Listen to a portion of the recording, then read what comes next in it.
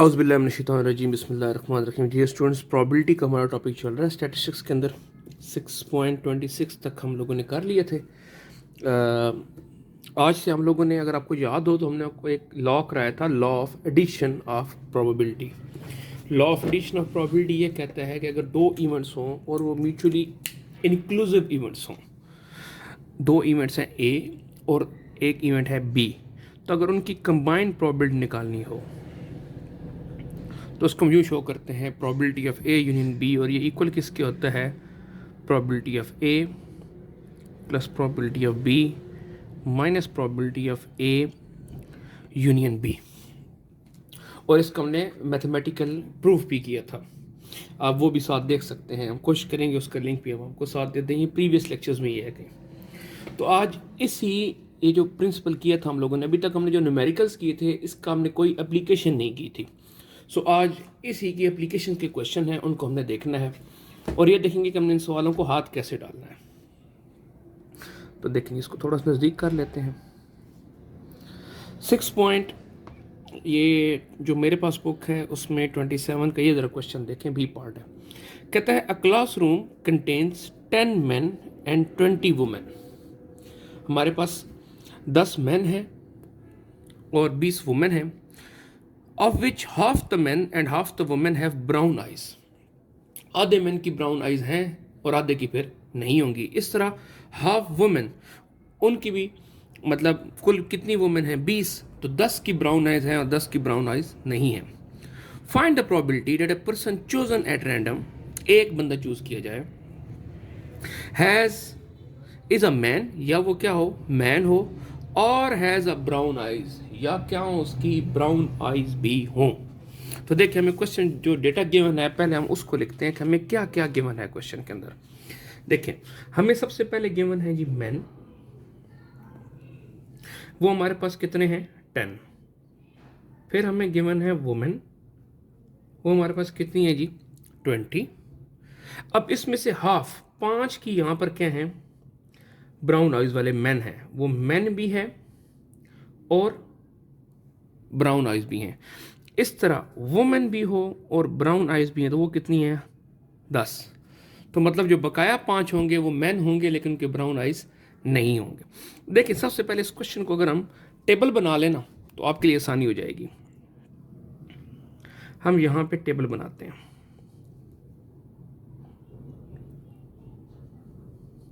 ये देखें जी, यहाँ पे हम लिख लेते हैं मैन, यहाँ पे हम लिख लेते हैं वुमेन, और यहाँ पे हम बना लेते हैं टोटल। ठीक है, अब हमें पता है कि मैन कितने हैं 10, वुमेन कितनी है 20। यहाँ पे जो हम कैटेगरी बनाते हैं वो बनाते हैं ब्राउन आइज वाले, और बाकी जो होंगे उनकी भूरी आंखें नहीं होंगी। सो 5 हाफ, 10 में से हाफ 5 मैन की ब्राउन आइज हैं, तो मतलब बकाया 5 की ब्राउन आइज नहीं है। इस तरह वुमेन में आए तो क्या है जी, 5 वुमेन की ब्राउन आइज हैं, सॉरी 20 का हाफ 10 वुमेन की ब्राउन आइज होंगी, तो बकाया 10 की ब्राउन आइज नहीं होंगी। अगर हम यहाँ पे टोटल बनाएं तो हमें पता चला कि टोटल ब्राउन आइज वाले कितने हैं, 10 वुमेन हैं और 5 के हैं मैन हैं, 15। तो ये भी कितने होंगे 10 और 5 15। अब ये देखें, ये टोटल कितना बन गया 30, और ये 20 और 10 भी कितना बन गया 30 बन गया। ये हमारे पास होगी आसानी। अब हमें उसने क्वेश्चन में ये कहा है कि हम जो चूज करें एक बंदा, वो या वो मैन हो या क्या उसकी ब्राउन आइज हो। तो हम कहते हैं लेट ए डिनोट्स मैन, और इस तरह let B denotes brown eyes. यूं कर ले, ठीक हो गया। अब जरा देखिएगा जी, सबसे पहले अब सोल्यूशन शुरू करते हैं। सबसे पहले हम निकालेंगे एन ऑफ एस। तो कुल हमारे पास कितने लोग हैं 30 हैं, उसमें चूज कितना करना है 1 करना है, तो 30C1 एन ऑफ एस कितना आ जाएगा 30। नाउ एन ऑफ ए, हमने क्या करना है जी, मैन चूज करना है।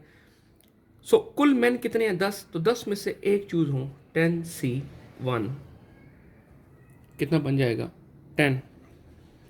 N of B, B stand for brown eyes, तो ब्राउन आइज वाले कुल कितने भी हमने बताया आपको, टोटल 15 है ना, तो 15 में से एक आ जाए 15C1, 15 कॉम्बिनेशन 1 कितना हो गया 15 हो गया। अब जरा देखिएगा, अगर मैं सिर्फ अभी मैं जो उसने रिक्वायरमेंट की है मैं वो सॉल्व नहीं करने लगा, पहले मैं ज़रा अपनी वर्किंग करने लगा हूँ। अगर मुझे कहा जाए probability of choosing a man, probability निकालें किसकी, मैन की, मतलब मैन को किससे डिनोट किया है, ए से, तो प्रोबेबिलिटी ऑफ ए, तो ये क्या हो जाएगा N of A over N of S. तो एन ऑफ ए कितने हैं 10, एन ऑफ एस कितने हैं 30। ये आगे सॉल्व हो सकता है लेकिन बस यहाँ तक ही करते हैं हम। इस तरह प्रोबेबिलिटी ऑफ ब्राउन आइज, जिसको हमने किससे डिनोट किया है बी से, तो ये क्या बन जाएगा प्रोबेबिलिटी ऑफ बी, तो ये क्या होगा N of B divide by N of S. तो एन ऑफ बी कितना है 15 ओवर एन ऑफ एस कितना है 30। ये भी मजीद सॉल्व हो सकता है लेकिन इसको मैं सॉल्व नहीं कर रहा। अब उसने मुझसे क्या पूछा है, उसने मुझसे ये पूछा है प्रोबेबिलिटी निकालें मैन और brown eyes, mean probability of man A, और का मतलब क्या होता है एडिशन, प्रोबेबिलिटी के अंदर और आ जाए या आ जाए, इसको क्या करते हैं ऐड, और इसको हम ऐड को यहाँ किस शो करेंगे यूनियन से। Probability of B, B stand for brown eyes, तो ये किसके बराबर होना चाहिए, probability of A plus probability of B, लेकिन देखना कोई चीज़ कॉमन तो नहीं है, अगर कॉमन है तो उसको क्या कर लेना है subtract, probability of A intersection B. अब देखिए है क्या, मुझे प्रोबेबिलिटी ऑफ ए पता है कितना है 10/30, प्रोबेबिलिटी ऑफ बी पता है कितना है 15/30, क्या नहीं पता ए इंटरसेक्शन बी मैन भी हो और ब्राउन आइज भी हो। तो देखिए कोई ऐसी चीज़ है हमारे पास, तो हम ये टेबल बनाए हुए देखें यहाँ पे, ये जो 5 है ये मैन भी हैं और ब्राउन आइज वाले भी हैं। तो अगर मैं यहाँ से निकालूं N of A intersection B, तो वो कुल कितने हैं 5, 5 में चूज कितना करना है 1, तो 5C1 कितना हो जाएगा 5। तो इसकी प्रोबेबिलिटी क्या निकल आएगी, probability of A intersection B क्या होगा N of A intersection B divide by N of S. तो N of A intersection B कितना है 5 और एन ऑफ एस कितना है 30। ये चीज़ थी इस क्वेश्चन के अंदर। तो यहाँ से माइनस क्या कर लेंगे, probability of A intersection B वो कितना है 5 डिवाइड बाय 30, एलसीएम ले लें, सब नीचे 30 है 30 आ जाएगा, 10 + 15 - 5, तो 10 और 15 कितना होगा 25, 25 में से 5 गया तो पीछे कितना बच गया 20, तो ये हो जाएगा 20 डिवाइड बाय 30 या 2 डिवाइड बाय 3।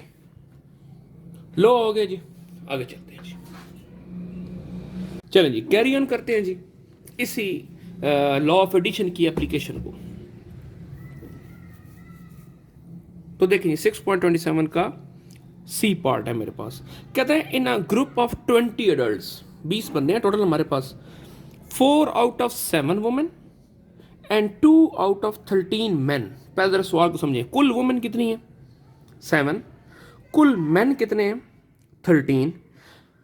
कहते दे वियर ग्लासेस, मतलब 4 वुमेन में से 7 वुमेन में से 4 वुमेन ग्लासेस लगाते हैं एंड 13 मैन में से 2 मैन क्या करते हैं ग्लास लगाते हैं। ठीक है, पहले जरा क्वेश्चन को हम एक दफ़ा ना वो क्या कहते हैं गिरर डाल लें कि हमें है क्या क्या हमारे पास केवल। हम यहाँ पे कहते हैं जी इसका डायरेक्ट टेबल बनाते हैं कि हमें क्या क्या गिवन है। ये मैं आप लोगों के सामने इसलिए बना रहा हूँ ताकि आप लोग देख के घबराएं नहीं कि ये पता नहीं क्या होने वाला है।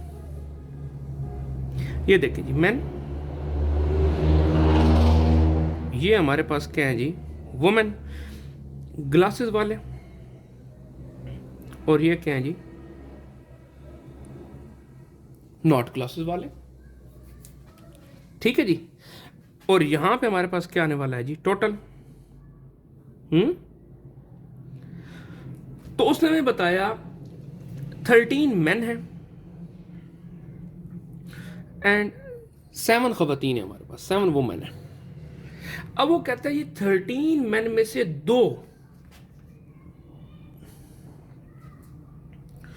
और 7 वुमेन में से 4 जो है वो क्या करते हैं, ग्लासेस पहनते हैं। तो इसका मतलब हुआ 13 में से जो बाकी 11 मैन होंगे वो ग्लासेस नहीं पहनते। इस तरह 7 खवातीन से 4 ग्लासेस पहनती हैं तो बाकी 3 ग्लासेस नहीं पहनती। तो टोटल ग्लास वाले हमारे पास इंडिविजुअल कितने हो गए, 6। और इस तरह नॉट ग्लास वाले कितने हो जाएंगे हमारे पास, 14। ठीक हो गया जी। अब जरा देखिए जी, वो क्या कहता है, what is the probability that a person chosen at random. एक बंदा चूज किया जा रहा है, काम आसान हो गया। देखिए टोटल हमारे पास कितने हैं, 20 हैं। सही है। हम क्या कर रहे हैं, कहते हैं एक बंदा हम चूज कर रहे हैं, तो एन ऑफ एस निकाल लें सबसे पहले। 20 में से एक चूज करना है, 20C1, तो कितना हो जाएगा 20। सही हो गया। हमने जो एक बंदा चूज किया है वो या वुमेन हो या वो कौन हो, ग्लासेस पहनने वाला हो। तो हमने प्रोबेबिलिटी फाइंड करनी है किसकी, वुमेन और वियर ग्लासेस। अब जो ग्लासेस वाले हैं वो मैन भी हो सकते हैं और वो वुमेन भी हो सकती है। मर्द औरत की यहां पे इस सूरत के अंदर कोई पाबंदी नहीं है। ठीक होगा जी। तो हम कहते हैं जी लेट, हम डिनोट करते हैं वुमेन को, चलें जी W से डिनोट कर लेते हैं। इस तरह जो ग्लासेस वाले हैं उनको हम G से डिनोट कर लेते हैं। ठीक, पहले वही काम करेंगे। सबसे पहले क्या निकालेंगे, प्रोबेबिलिटी ऑफ वुमेन मतलब प्रोबेबिलिटी ऑफ W। तो क्या हो जाएगा, N of W divide by N of S। अब बताएं कुल वुमेन कितनी है जी, कुल वुमेन है 7। तो N ऑफ W अगर मैं यहां पे अलग से निकालूं तो N ऑफ W क्या हो जाएगा, 7C1 कितना हो जाएगा 7। तो यहां पुट कर दें 7 डिवाइड बाय 20।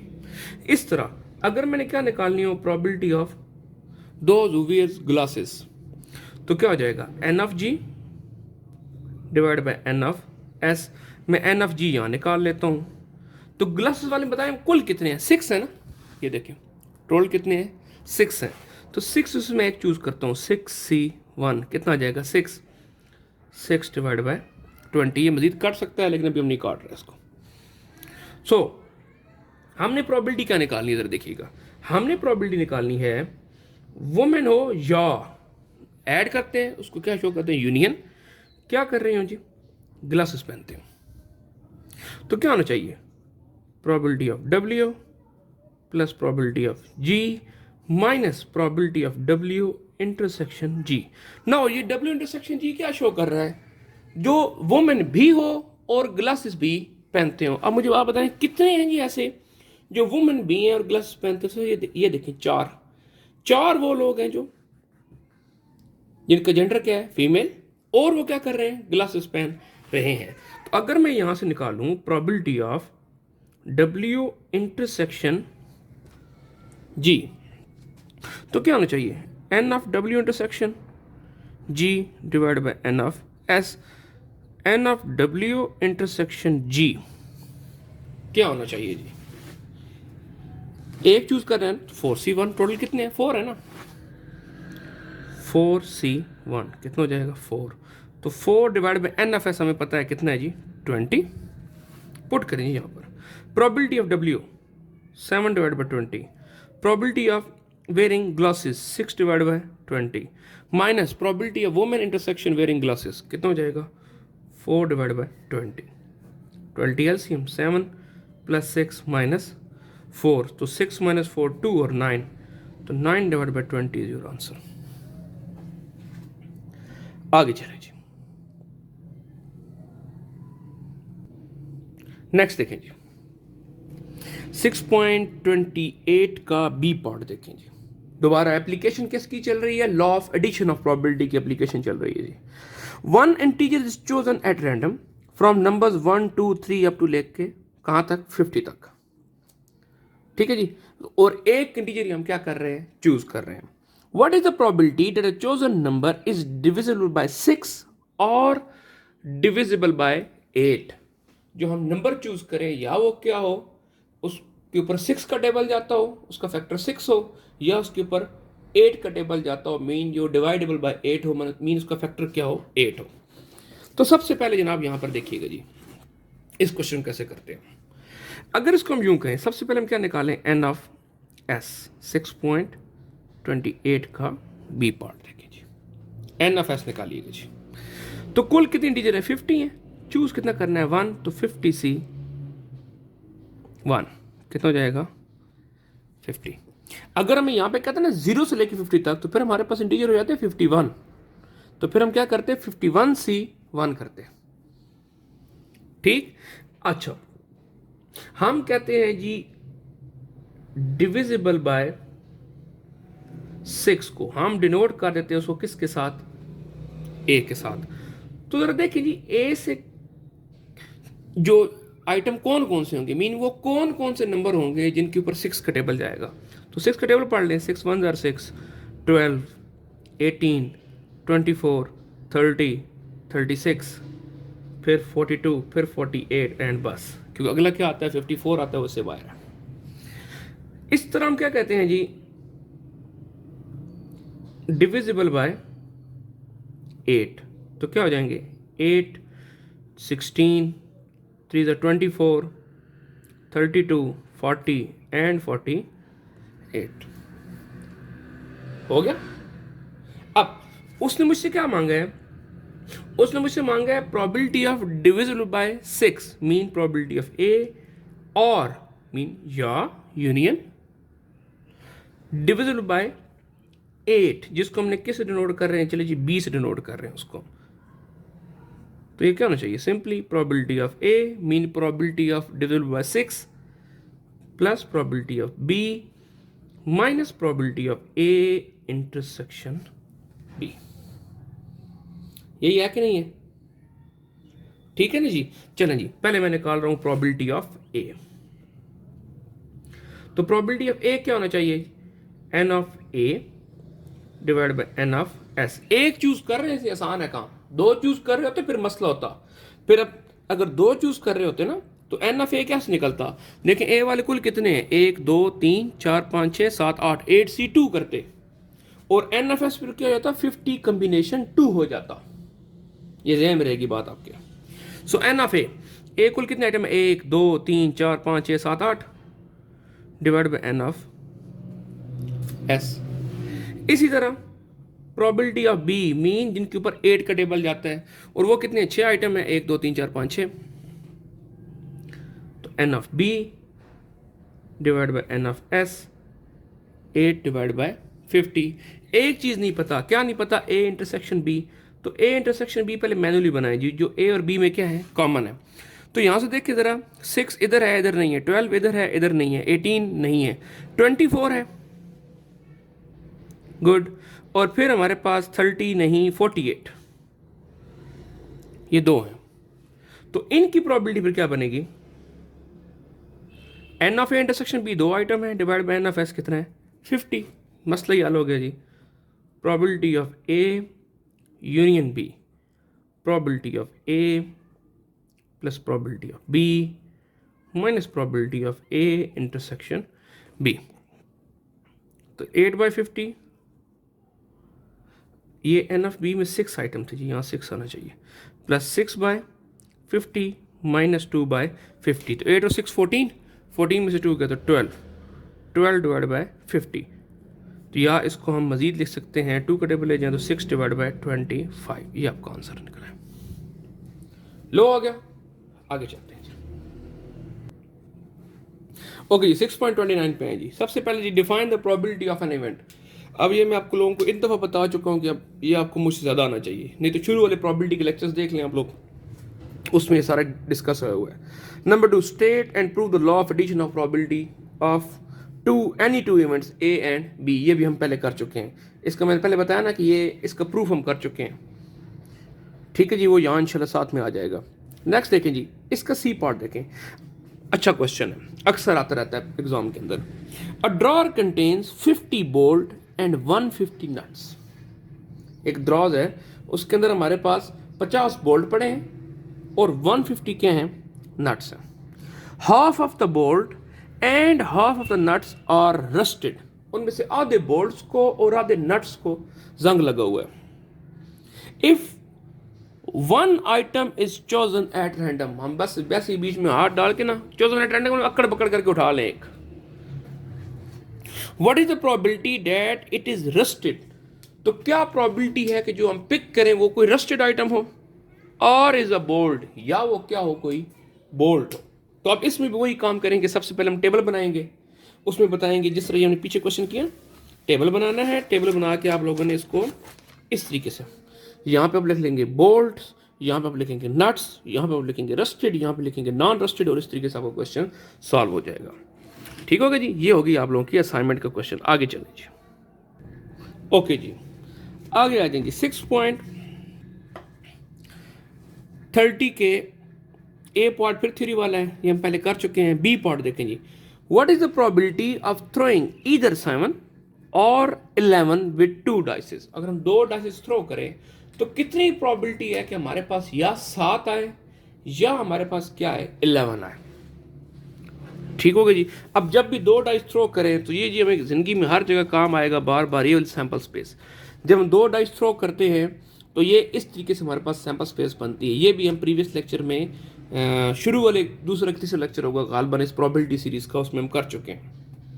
ठीक हो गया जी। आप एक दफ़ा प्ले लिस्ट को जाके चेक करें, आपको मिल जाएंगे। ना हुआ तो हम इंशाल्लाह कहेंगे उनको कि लिंक डाल दें बीच में। ठीक हो गया जी। तो ये हमारे पास सैंपल स्पेस बनी पड़ी है। अब उसने क्या कहा है कि सम कितना आए, 7 आए। तो देखिए सम 7 कहाँ आ रहा है।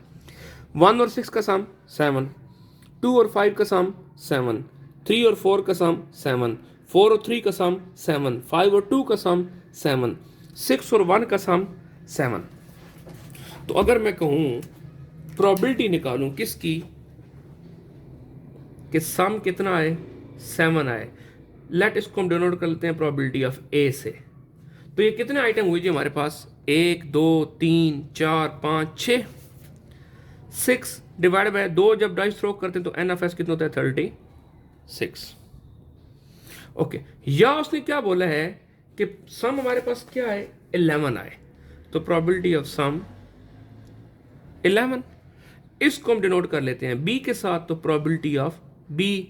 अब जरा देखिए ये सम 11 कहाँ कहाँ आ रहा है, ये 2 दफ़ा ही आएगा, एक 5 और 6 या 6 और 5, तो 2 टाइम्स आ रहा है ओनली, और कहीं भी नहीं आ रहा। तो 2 डिवाइड बाय 36।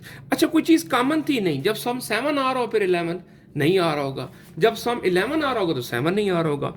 तो गोया हम ये कह सकते हैं कि probability of A intersection B इस केस में क्या होगी, 0 होगी, क्योंकि ए और बी में कोई चीज़ कॉमन नहीं है। ठीक है ना। अगर मैं आपको यहाँ पे ए सेट लिख के दूं तो सम कहाँ कहाँ आ रहा था, 7, 1 और 6 पे सम 7 आ रहा था, 2 और 5 पे सम 7 आ रहा था, 3 और 4 पे सम 7 आ रहा था, फिर 4 और 3 पे सम 7 आ रहा था, फिर 5 एंड 2 पे सम 7 आ रहा था, और फिर 6 एंड 1 पे सम 7 आ रहा था। इस तरह मैं आपके सामने बी लिखूं तो सम 11 कहाँ कहाँ आ रहा है, 5 और 6 पे आ रहा है, एंड 6 एंड 5 पे आ रहा है। तो यहाँ पे इन दोनों में कोई चीज़ कॉमन नहीं है। जब कॉमन नहीं है तो N of A intersection B क्या हो जाएगा, 0, क्योंकि ए इंटरसेक्शन बी इस केस में क्या बनेगा, एम्प्टी सेट बनेगा, कोई आइटम उसके अंदर नहीं होगा। तो जब ये 0 तो इसकी प्रोबेबिलिटी भी क्या हो जाएगी, 0। सो प्रोबेबिलिटी ऑफ सम 7 ए और union probability of sum 11 mean probability of B. Formula वही, probability of A plus probability of B minus probability of A intersection B.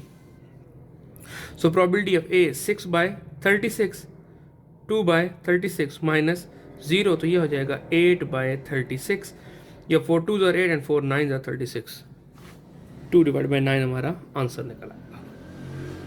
सही हो गया जी। आगे चलते हैं जी। नेक्स्ट देखिए जी 6.30 का सी पार्ट कहता है if A and B are two mutually exclusive events, बता दिए उसने एक्सक्लूसिव इवेंट्स हैं, इसका मतलब ए इंटरसेक्शन बी इस केस में क्या होगा, एम्प्टी सेट होगा, इसकी प्रोबेबिलिटी क्या होगी, जीरो होगी। Mean there is nothing common between A and B. Probability of A कितना 0.4, प्रोबेबिलिटी ऑफ बी कितनी 0.5। फाइंड क्या क्या करें, probability of A union B find करें, और दूसरे केस में क्या कहता है प्रोबेबिलिटी ऑफ ए निगेशन, ये जो बाहर लगी हुई है किसको शो करता है, ए निगेशन, उसको हम पढ़ते हैं। तो ये 6.30 का बी पार्ट किया, ये 6.30 का सी पार्ट है जी, ये बी पार्ट था। देखिए जी हमें गिवन क्या क्या है, प्रोबेबिलिटी ऑफ ए, और ये मेरे पास है जी 0.4, प्रोबेबिलिटी ऑफ पी ये मेरे पास क्या है 0.5। अच्छा एक बात बाय द वे कंसेप्ट है, ये देखिए प्रोबेबिलिटी ऑफ ए 0.4 है, प्रोबेबिलिटी ऑफ बी कितना है 0.5 है, इन दोनों को ऐड करें 0.9 बनता है, पूरा 1 नहीं बन रहा, 1 से कम बन रहा है ना। इट मींस ये जो दो इवेंट्स हैं ये म्यूचुअली एग्जॉस्टिव इवेंट्स नहीं है। कौन से इवेंट्स ही, एग्जॉस्टिव इवेंट्स। एग्जॉस्टिव इवेंट्स वो होते हैं कि भाई सैंपल स्पेस में वो इवेंट्स हैं, उसके अलावा और कोई इवेंट नहीं है। मतलब या एक होगा या दूसरा होगा, मतलब कि वो दो मिलके पूरी सैंपल स्पेस बनाएंगे। सही है। अब ये देखिए दो मिलके पूरी सैंपल स्पेस नहीं बना रहे, हमें कहां से पता चला कि सारा अगर ये दो मिलके पूरी सैंपल स्पेस बना रहे होते तो इन दोनों की कंबाइंड प्रोबेबिलिटी होती वो इक्वल टू 1 होती। क्यों, ये पूरी की पूरी सैंपल स्पेस को क्या कर लेते, कवर अप कर लेते। इसका मतलब ए और बी के अलावा भी कुछ और है। तो ये एक कंसेप्चुअल सा बात थी, और शॉर्ट क्वेश्चन में आती है कि what are mutually exhaustive events, वो दो इवेंट्स जो मिलके क्या करें, which comprise your entire sample space. Mean those two event will be called mutually exhaustive events if the sum of their probability is equal to 1, mean the sum of their probability is equal to sum of the probability of happening of entire sample space। सही हो गया जी। चलिए सवाल में आते हैं। उसने मुझसे पहली चीज क्या मांगी है, अच्छा, और उसने साथ क्या बताया, म्यूचुअली एक्सक्लूसिव इवेंट्स हैं। अगर ये एक्सक्लूसिव इवेंट हैं तो इनका ए इंटरसेक्शन बी 0 होगा, नथिंग विल बी कॉमन। ठीक है जी। तो probability of A union B किसके बराबर होगा, probability of A plus probability of B minus probability of A intersection. तो देखिए जी प्रोबेबिलिटी ऑफ ए मेरे पास कितना है 0.4 प्लस 0.5 माइनस 0, तो ये क्या जगह 0.9। नेक्स्ट दूसरी रिक्वायरमेंट उसने क्या मांगी है मुझसे, प्रोबेबिलिटी ऑफ ए निगेशन। तो ये क्या होती है जी 1 माइनस प्रोबेबिलिटी ऑफ ए के हैपन न होने के चांस। तो हम क्या कहेंगे, टोटल चांस में से ए के चांसेस माइनस कर ले, बाकी सारे क्या होंगे, प्रोबेबिलिटी ऑफ ए निगेशन होंगे। तो ये क्या हो जाएगा 1 माइनस प्रोबेबिलिटी ऑफ ए कितना 0.4, तो ये कितना हो जाएगा 0.6। कंप्लीट होगा जी क्वेश्चन। आगे चलते हैं जी। देखिए जी 6.31 का बी पार्ट, ए पार्ट पता नहीं क्यों छोड़ रहे हैं, बात की बात, जरा पहले बी पार्ट देखें जी। हमें कहते हैं A and B are two events जिसमें probability of A union B कितना है 3/4, probability of A negation, A के हैपन न होने के चांस कितने हैं 2/3, probability of A intersection B कितना है 1/4। एक बात फौरन यहां से रुकना है और हमने कहना है चूंकि ए इंटरसेक्शन बी 0 नहीं है, इट मीन्स ये म्यूचुअली इंक्लूसिव इवेंट्स हैं। ठीक है, ये are these events are not mutually exclusive. तो हमें ये चीजें गिवन है, निकालनी क्या, हमने प्रोबेबिलिटी ऑफ ए निकालनी। तो पहले जरा देखें जी, हमें जो जो गिवन है पहले वो लिखें। इट्स अ ट्रिक क्वेश्चन जी। 6.31 को जरा देखिएगा। वो कहते हैं आपको, ये हम बता रहे हैं कि probability of A union B ये कितनी है जी हमारे पास 3/4। ठीक हो गया। फिर हमें कहता है probability of A negation, A के हैपन न होने के चांस ये कितने हैं 2/3। सही हो गया। फिर हमें कहता है probability of A intersection B, ये भी हम आपको बता रहे हैं, और ये कितना है 1/4। तो कहता है फाइंड क्या क्या करो, पहली रिक्वायरमेंट कहता है जी प्रोबेबिलिटी ऑफ ए फाइंड करें। आसान है जी, बिल्कुल आसान है। क्यों सर? ए नेगेशन गिवन है।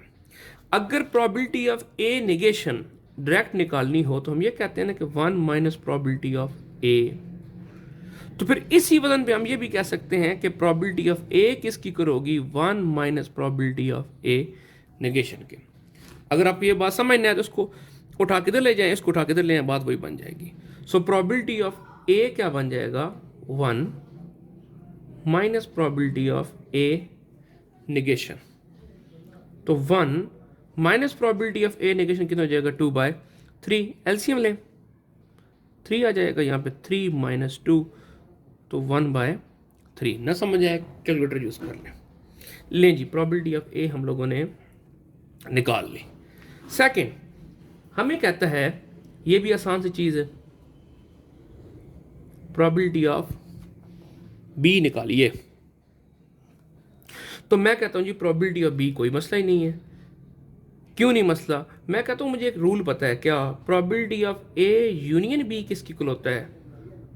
Probability of A plus probability of B minus probability of A intersection B. मैंने ये रूल क्यों लगाया कि मुझे ए यूनियन बी की प्रोबेबिलिटी गिवन नजर आई। प्रोबेबिलिटी ऑफ ए निकाल ली, probability of A intersection B भी गिवन। तो 4 में से 3 चीजें पता है तो जो चीज निकल सकती है, जो वैल्यूज पता है पुट करें जी। Probability of A union B 3/4। Probability of A अभी निकाली है 1/3। प्रोबेबिलिटी ऑफ बी नहीं पता, इसी के पीछे जिंदगी हमारी अजाब हो गई है। Probability of A intersection B कितनी है जी? 1/4। इन दोनों को उठा के इधर ले आए तो यहां पे क्या बन जाएगा? 3/4 माइनस का 1/4 प्लस का 1/4 और ये क्या हो जाएगा? माइनस का 1/3 इक्वल किसका आ जाएगा? प्रोबेबिलिटी ऑफ बी की इक्वल आ जाएगा। एलसीएम ले लें, 12 एलसीएम बनेगा। 4 3 12, 3 3 9, 4 3 12, 3 1 3, 3 4 12 तो 4। लें जी प्रोबेबिलिटी ऑफ बी हमारे पास निकल आई। कितनी बनेगी जी? 9 और 3 12, 8 डिवाइड बाय 12, 4 2 8, 4 3 12। हल हो गया जी काम। ठीक है, अब आएंगे तीसरे पार्ट के ऊपर जो हमें तंग करने वाला है, जिसकी वजह से हमने ये क्वेश्चन पकड़ा है। वो कहता है फाइंड क्या करें, जरा देखिएगा जी। फाइंड करें probability of A intersection B negation. ये बड़ी अजीब सी बात कह रहा है। क्या कह रहा है जी? Probability of A intersection B negation कह रहा है हमें। ये समझने के लिए ना जरा तो हम दोबारा थोड़ी सी हेल्प लेंगे वेन डायग्राम की कि ये क्या कह रहा है। देखिए ये जी मेरे पास सैंपल स्पेस,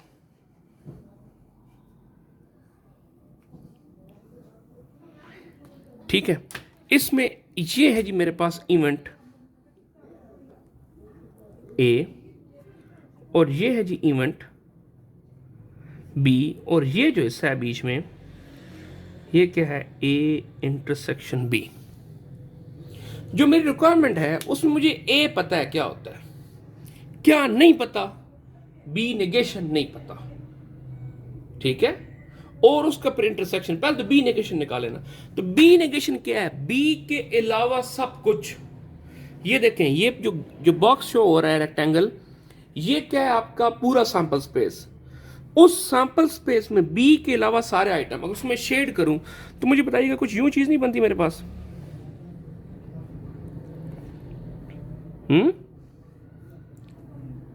ये देखें,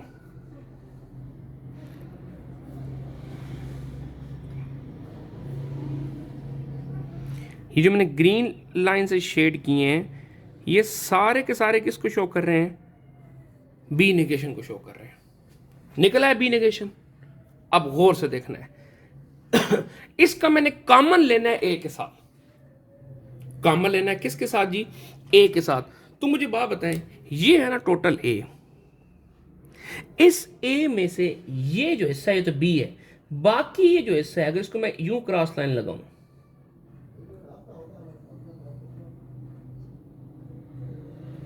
ये चीज बच रही है कि नहीं बच रही? ठीक है जी। ये जो हिस्सा दोबारा ये यहां से ऐसे और ऐसे, ये कॉमन है किसका, ए का और बी निगेशन का। अब जरा गौर से देखिएगा, ए इंटरसेक्शन बी निगेशन, ए और बी का कॉमन हिस्सा, क्या ये हिस्सा ये बना है ना, ये हिस्सा क्या इसको मैं लिख सकता हूं ये ए माइनस बी है। क्यों, जब ए माइनस बी करेंगे तो हम कहेंगे ए के वो आइटम सारे के सारे जो बी में ना हो, items of A other than items of B. तो ये जो ए वाला ये जो इंटरसेक्शन को शो कर रहा है, ये तो नहीं आने वाला बीच में। इसके अलावा बाकी ए के ये सारे वो आइटम हैं जो ए में है लेकिन बी में नहीं है। तो ये चीज ए इंटरसेक्शन बी निगेशन मैंने कैसे लिख ली, ए माइनस बी के साथ। अब आगे चले, ए इंटरसेक्शन बी निगेशन, जरा ये देखिएगा, ये जो ए माइनस बी है ये क्या है, ए माइनस बी है। इसको मैं लिख सकता हूं कि ए की item minus A intersection B. यहां नहीं समझ आ रही होगी, इधर देखिएगा, मैं दोबारा जरा बनाता हूं। ये ए था, ये बी था, ये दरमियान में क्या है, ए इंटरसेक्शन बी है। मैं कह रहा हूं ए माइनस बी लें, तो ए माइनस बी यही है ना, ए के सारे आइटम बी के अलावा। मतलब ए का ये जो हिस्सा है ये मैंने निकाल दिया, मतलब मेरे पास ए का पीछे ये हिस्सा बचा है। ऐसे ही है ना, मैंने इसको उसकी तरफ लेके जाना है जो मुझे पता है चीजें। अब मुझे क्या पता है, मुझे ये ए इंटरसेक्शन बी पता है, तो I will try to define it in the terms of A intersection B. कैसे, कि सर अगर इस ए वाले में से ये जो ए इंटरसेक्शन बी वाला हिस्सा ये सर आप निकाल दें तो फिर भी पीछे क्या बचता है, यही हिस्सा सारे का सारा बचता है। तो ये चीज और ये चीज सेम होगी कि नहीं होगी, तो मैं इसको क्या लिख लिया, ए में से ए इंटरसेक्शन बी वाला ये हिस्सा मैंने क्या कर दिया, निकाल दिया, पीछे ये बच गया। अब काम आसान हो गया, दोनों तरफ क्या करें, प्रोबेबिलिटी अप्लाई करें। यहां भी probability of A intersection B negation, और यहां भी प्रोबेबिलिटी, तो इसके साथ अलग माइनस इसके साथ अलग। मोर डिठा कि नहीं डिठा, आगे चलें जी। सो प्रोबेबिलिटी ऑफ ए ये हम निकाल चुके हैं, कितना है 1/3, minus probability of A intersection B ये कितना है 1/4। एलसीएम लें जी, 12, 3 4s are 12, minus 4 3s are 12, तो 1/12 इज योर आंसर। हो गया। अब आप लोगों ने काम क्या करना है, 6.31 का ए पार्ट है, इसी तरह का आप लोगों ने ट्राई करनी है। हो गया तो वाह भला, नहीं हुआ तो इंशाल्लाह हम आपको करा देंगे। ठीक है, उसमें इसी तरह के यही वैन डायग्राम है, इन्हीं की एप्लीकेशन है। थोड़ा सा अपना दिमाग चलाएं, अल्लाह खैर करेगा, हो जाएगा। तो अगले लेक्चर तक के लिए अल्लाह हाफिज़।